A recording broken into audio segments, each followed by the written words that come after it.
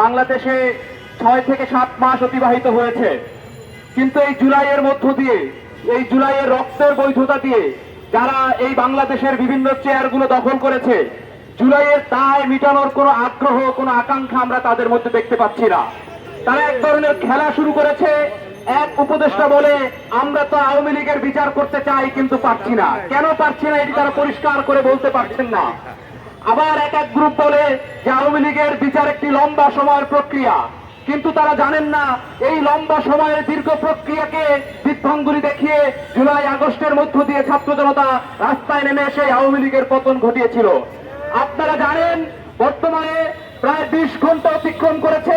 কুয়েটে আমাদের এই সহযোদ্ধারা জুলাইয়ের আন্দোলনে যে সমস্ত সহযোদ্ধারা রক্ত দিয়েছিল, সেই সহযোদ্ধারা একটা যৌক্তিক দাবিতে তারা অনশন করেছে।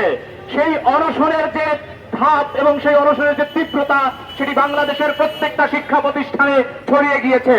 কিন্তু বাংলাদেশের বর্তমান অন্তর্বর্তীকালীন সরকার এই জুলাইয়ের সহযোদ্ধাদের সাথে, বাংলাদেশের আপাম জনসাধারণের সাথে, বাংলাদেশের প্রতিটি শিক্ষার্থীদের সাথে একটি খেলা শুরু করেছে, একটি নাটক শুরু করেছে। আমরা দেখেছি শিক্ষা উপদেষ্টা গিয়েছেন, তিনি বলেন আমার অনেক সীমাবদ্ধতা আছে। আমরা জানতে চাই যে এই ছাত্র জনতার রক্তের মধ্য দিয়ে আপনারা ওই চেয়ারটিতে বসেছেন, সেখানে আপনারা কোন পিছনের দরজার সীমাবদ্ধতাকে গুরুত্ব দিচ্ছেন? আমরা জানি না একজন ভিসির কি এমন ক্ষমতা রয়েছে যেখানে 30টি শিক্ষার্থীর জীবন আজকের বিপন্ন হওয়ার মুখে, কিন্তু তারা সেদিকে গুরুত্ব না দিয়ে আমরা দেখছি এই ভিসিকে টিকিয়ে রাখার একটি খবর এবং এই ভিসিকে টিকিয়ে রাখার একটি চেষ্টা তারা করে যাচ্ছেন।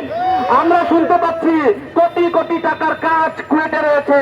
সেই কাজের লোভে হয়তো বিভিন্ন ঠিকাদার এবং বিভিন্ন দলীয় গুন্ডা এই ভিসিকে টিকিয়ে রাখার চেষ্টা করছে। কিন্তু আমরা স্পষ্ট বলতে চাই, বাংলাদেশে কয়েকটা প্রশ্নে এই বাংলাদেশের মানুষ আর কখনো আপোষ করবে না।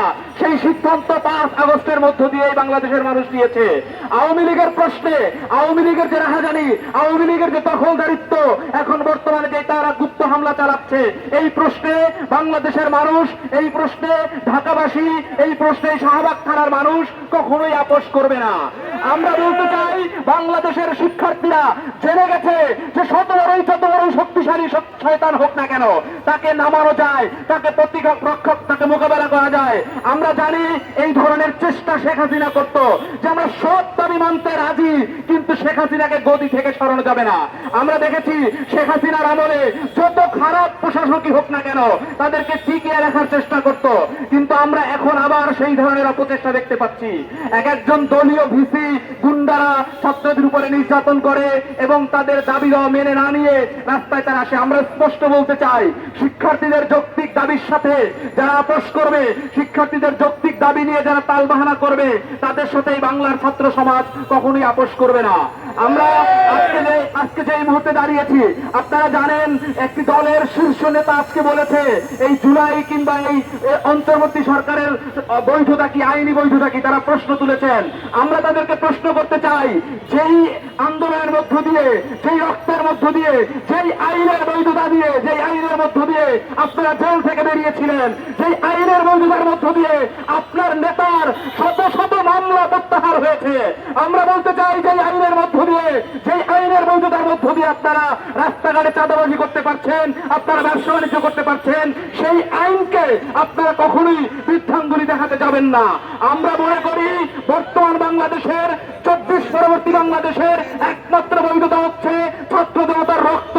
এবং আগামীর বাংলাদেশে রাজনীতি করতে চাইলে, শিক্ষা প্রশাসক হইতে চাইলে, আগামীর বাংলাদেশে সরকারে থাকতে চাইলে, বর্তমান অন্তর্বর্তী সরকারকেও তাদের চেয়ার টিকিয়ে রাখতে চাইলে তাদের একমাত্র বৈধতা মূল্যায়ন করতে হবে জুলাইয়ের রক্তকে।